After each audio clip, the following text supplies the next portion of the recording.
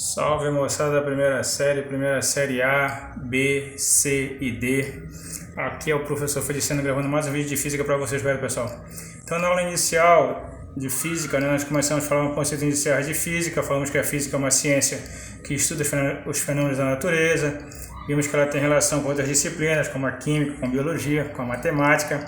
Principalmente com a matemática, a gente falou que ela tem, a gente vai utilizar muitas fórmulas, então as fórmulas são matemáticas e também muitos cálculos matemáticos. E uma das ferramentas que a matemática auxilia a física, lá a gente viu, que é a notação de potência de 10, notação científica de potência de 10 e ordem de grandeza. A gente fez uma revisão sobre isso na última aula, fizemos até uma questãozinha lá, umas questões, vocês resolveram algumas lá, eu vi que o pessoal resolveu, valeu. E agora dando continuidade, pessoal, a gente vai começar o nosso assunto propriamente dito, falando sobre cinemática, certo, pessoal? Então o que vem a ser cinemática?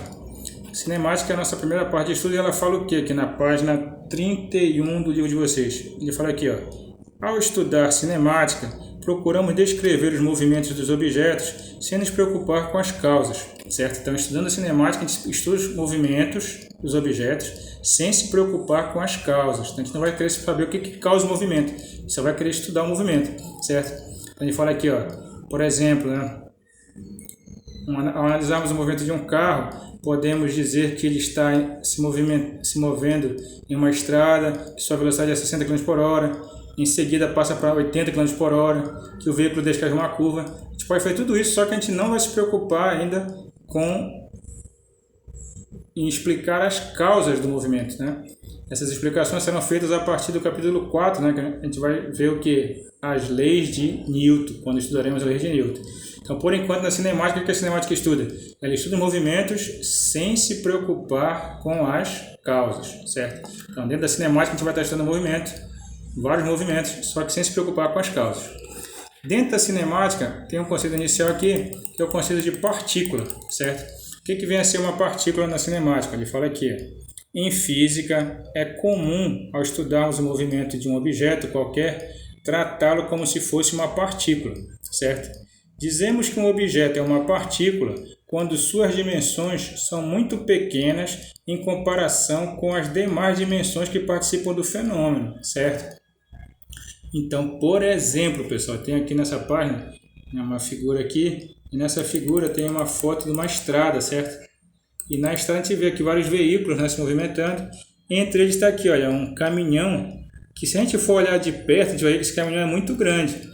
Mas, comparando o caminhão com as dimensões da pista, com o tamanho da pista, da estrada, a gente vê que ele é muito pequeno. Então, ele, mesmo sendo grande de perto, mas aí comparando ele com o tamanho da estrada, ele passa a ser só uma o quê, pessoal? Só uma partícula.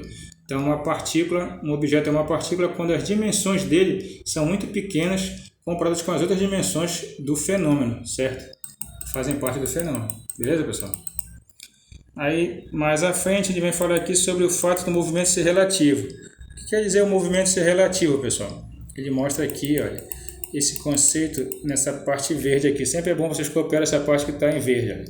O movimento de um objeto visto por um observador depende do referencial no qual ele está situado, ou seja, na qual o observador está situado.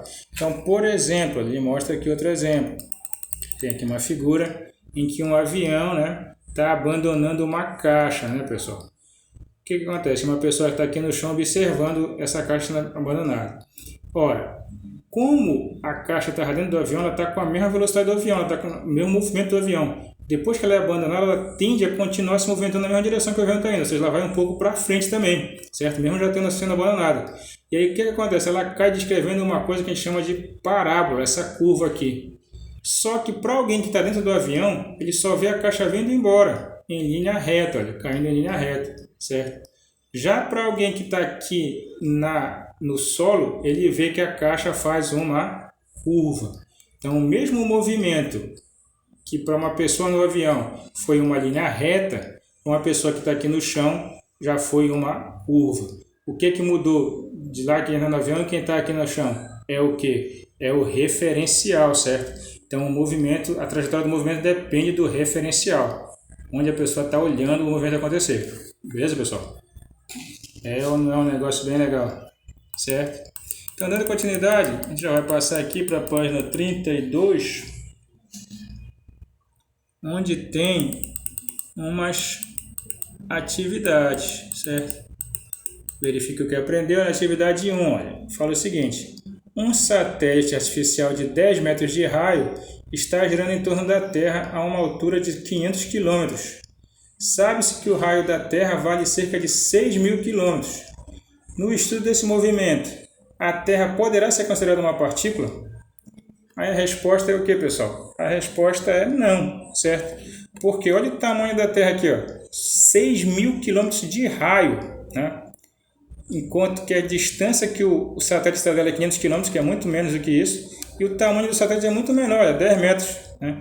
Então, a Terra aqui, nesse caso, a Terra não pode ser considerada uma partícula, porque o tamanho dela é muito maior do que as outras dimensões que estão envolvidas no fenômeno.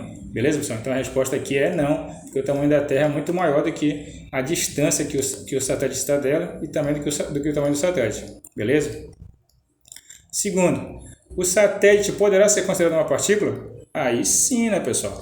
Por quê? Porque olha o tamanho do satélite aqui, ó, 10 metros. 10 metros é muito menor do que 500 km e muito menor do que 6.000 km, que é o tamanho da Terra. Então, ele é muito pequeno comparado com a distância que ele está da Terra e com o tamanho da Terra. Então, nesse caso, o satélite sim pode ser considerado como se fosse apenas uma partícula. Beleza? Então, essas aí são as respostas da primeira questão. Vamos para a segunda questão, moçada. Na segunda questão, ele fala o seguinte: uma pessoa na janela de um ônibus em movimento solta uma pedra e fica observando sua queda em direção ao solo, certo? Então a gente vai parar aqui só para me desenhar isso aqui no quadro e a gente continua explicando. Só um momento aí. Então vamos lá, né, pessoal? Uma pessoa na janela de um ônibus em movimento solta uma pedra e fica observando sua queda em direção ao solo. Para essa pessoa, qual é a trajetória que a pedra descreve? Então, olha lá. É igual aquela sensação do avião, né? A pessoa está aqui no ônibus, vai passando aqui o ônibus, está aqui o ônibus, ela está naquela janela, ela larga essa pedra. O que acontece? Para ela, a pedra vai caindo como? Em linha reta, certo? Vai vendo ela só caindo em linha reta porque ela está vendo lá de cima, né? Dentro do lado da janela, ela cai em linha reta.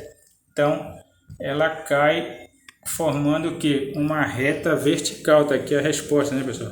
Reta vertical, certo? Como uma pessoa parada sobre o solo em frente à janela observaria a trajetória da pedra? Faça um desenho. Aí já é o que eu mostrei aqui, olha.